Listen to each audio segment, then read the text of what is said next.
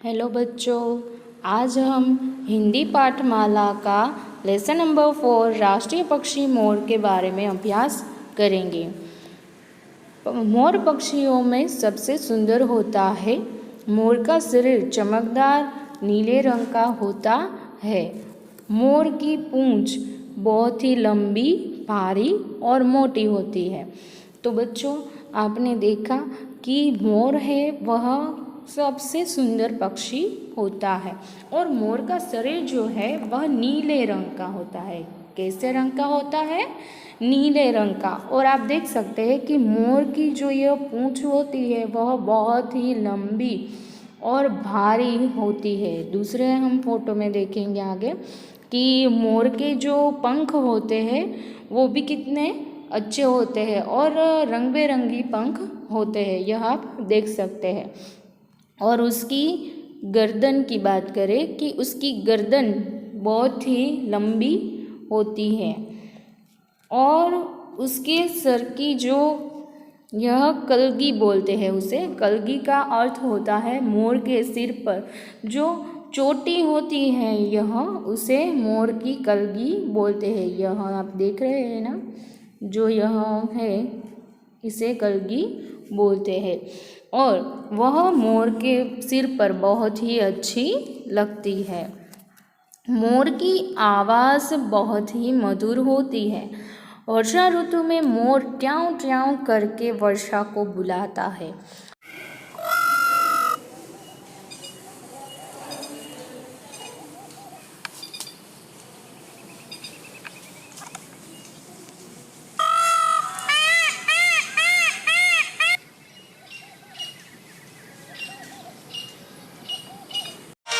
जब आकाश में बादल गिर जाते हैं तो मोर बहुत ही प्रसन्न होता है और खुशी के मारे वह अपने ऐसे ही पंख फैला कर नाचने लगता है। देखो स्टूडेंट कि आपको दिख रहा है ना, मोर ने कितना अपने पंख को फैलाया है और प्रसन्न होकर वह नृत्य करता है और इसका यही नृत्य होता है वह बड़ा ही मनमोहक, यानी कि मनमोहक का अर्थ होता है कि जो मन को अच्छा लगे, वैसा नृत्य मनमोहक नृत्य होता है कि जैसा मोर का है।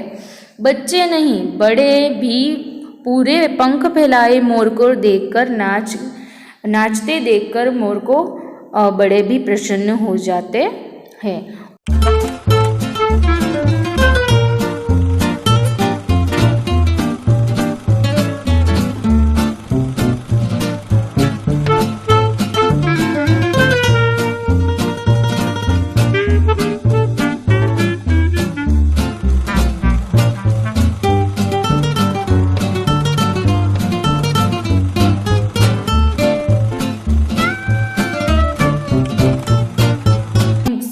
वाइट मोर यानी कि सफ़ेद मोर को भी देखा होगा, जिसे पांडरा मोर भी कहते हैं और ये महाराष्ट्र में ज़्यादातर देखने को मिलता है, लेकिन हमें चिड़ियाघरों में यह जो मोर है वह देखने को मिलता है।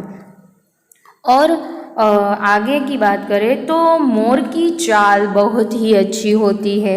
वह अपने पंजों के बल पर बहुत ही दूर तेज़ी से भाग सकता है, लेकिन इसके देख सकते हैं ना आप कि इस मोर के जो पंख होते हैं वह बहुत ही भारी होते हैं। देखो, यह मोर का जो शरीर होता है वह बहुत भारी हो जाते हैं उसके तो फिर इसलिए वह एक साथ बहुत दूर तक उड़कर नहीं जा पाता है।